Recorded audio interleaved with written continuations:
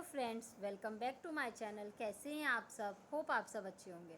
जैसा कि आप सबको पता है, हमारी फाइनेंशियल अकाउंटिंग की सीरीज़ चल रही है, जिसमें आज हम अपना नेक्स्ट टॉपिक पढ़ने वाले हैं, जो कि है objective of accounting standard board of India. Accounting standard के क्या क्या ऑब्जेक्टिव होते हैं, मतलब कोई भी बिजनेस होती है उसको क्यों अडॉप्ट करती है। Determine areas in which standard need to be develop. ठीक है, वो सारे एरियाज़ जिसमें ये स्टैंडर्ड को इम्प्रूव करने की, डेवलप करने की ज़रूरत है, इसलिए हम इसका यूज़ करते हैं कि हमें वो उस एरिया के बारे में पता चल जाए जिसमें हम लोग को स्टैंडर्ड, हमारे अपने रेपुटेशन को इंक्रीज़, इम्प्रूव करने की, डेवलप करने की ज़रूरत है। टू फॉर्मुलेट अकाउंटिंग स्टैंडर्ड को बनाने के लिए भी हम लोग अकाउंटिंग स्टैंडर्ड का यूज़ करते हैं।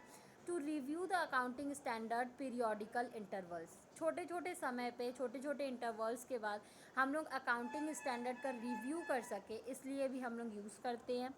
To provide from time to time interpretation and guidance in accounting on accounting standard, समय समय पे अकाउंटिंग स्टैंडर्ड में इंटरप्रिटेशन होते रहे, गाइडेंस मिलता रहे, इसलिए भी हम लोग इसका यूज़ करते हैं। To give classification on issues arising therefore, अगर किसी भी तरीके का इशू अराइज होता है तो उसको भी दूर करने के लिए हम लोग इसका यूज़ करते हैं।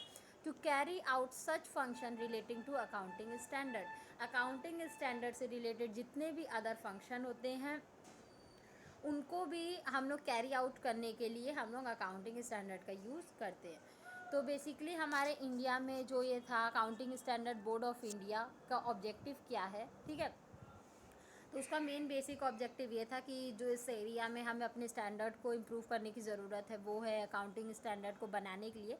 तो जो भी हमारे accounting standard board of India है, उसका मेन ऑब्जेक्टिव ये होता है कि समय समय पे हमें पता चलता रहे, रिव्यू मिलता रहे कि अकाउंटिंग स्टैंडर्ड कैसा वर्क कर रहा है, कैसा नहीं कर रहा है, उसको टाइम टू टाइम हम लोग कंपैरिजन कर सके, अगर उसमें किसी भी तरीके का इम्प्रूवमेंट का ज़रूरत हो तो इम्प्रूवमेंट कर सके। होप आपको ये टॉपिक समझ में आया होगा। फिर भी किसी को कहीं कोई भी प्रॉब्लम हो तो आप मुझे कमेंट सेक्शन में कमेंट करके पूछ सकते हैं। Thank you so much. Please like, subscribe and share my channel. किसी को इस सब्जेक्ट या किसी भी सब्जेक्ट के नोट्स परचेज करने हो तो वो मेरा डिस्क्रिप्शन बॉक्स चेक कर सकता है। Thank you.